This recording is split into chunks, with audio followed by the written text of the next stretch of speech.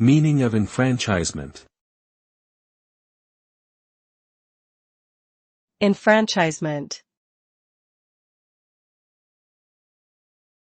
Enfranchisement. Enfranchisement.